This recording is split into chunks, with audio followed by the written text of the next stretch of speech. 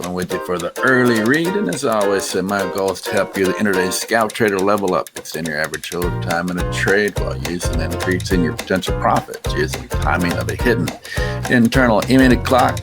And much gratitude and appreciation. We got 40 subscribers now, and I certainly appreciate that. And like I said, there's a lot of videos, half for unlisted or private, and then half for public. We're in the process of making those public. We made another video for folks interested in the clock, understanding WBs, where I've drilled down the times. We'll try to get that out to you after the market close.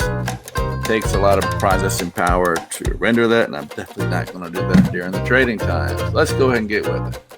We're looking at New York time, 8:50, and obviously I forgot to turn on the marker. We're looking at 8:50. Let's get to it. Disclaimer: yes, I have skin in the game. I trade my own personal account, sardine and tuna billfish trades for educational purposes only. So many times I forget sometimes. I'm not a futures broker and do not manage any account. It's my intent to show where trades may occur. What you do is up to you. You can follow my levels. I did to profit or loss. You determine trade size, when, where, how you trade. Safety futures is not for everyone. It's a volatile, complex, and risky business. Before you invest, know how much you can afford to lose.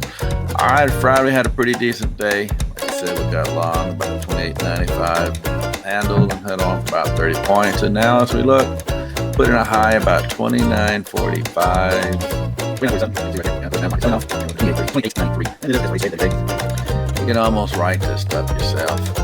They're talking about a potential second wave. They're talking about China's having some issues and some nightclubs. Some guy visited a nightclub, went to 8 different nightclubs and affected somebody. It's amazing how now, if you really think about it, it's called surveillance. No, it's called China.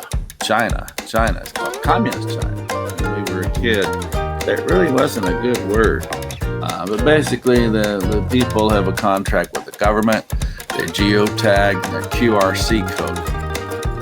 They're bagged and tagged, and it is before sundown. So just ask yourself, how do they know one person can go to 8 different nightclubs and immediately infect all these people?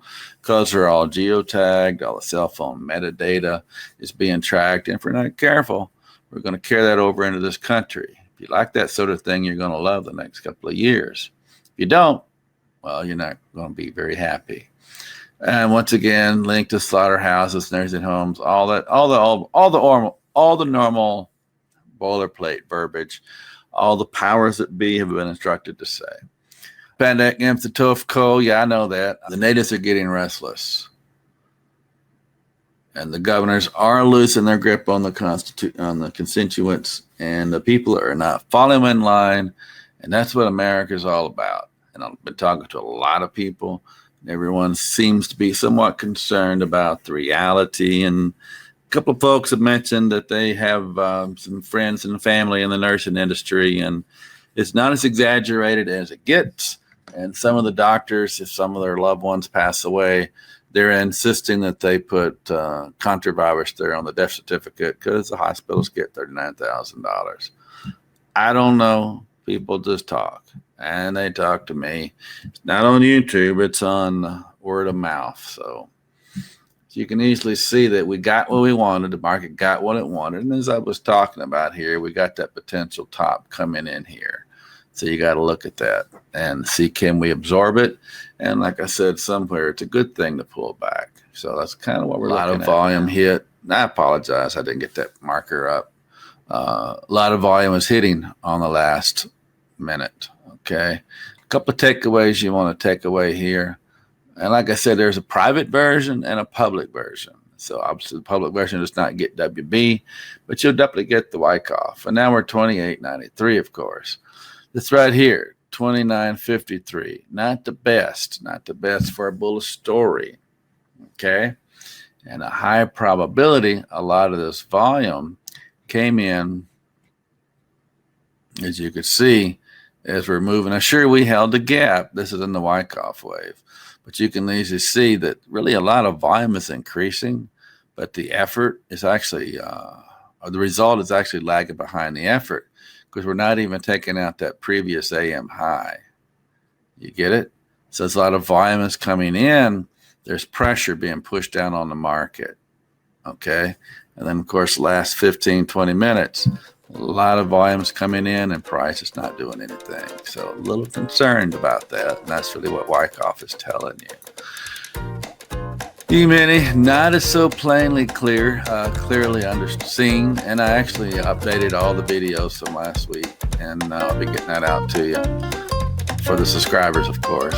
And you can see the same thing coming into the Emini last. Just barely got in a little bit of a higher, and then volume starts checking that. Now, sure, over Globex, I took it possibly up a little bit higher. Let's see here. Put in a high at $29.95, and like I said, Globex got it at $29.40, 47. Just a few handles away from the big even $29.50. It's just kind of what you're going to expect. And like I said, the earnings season is wrapping down.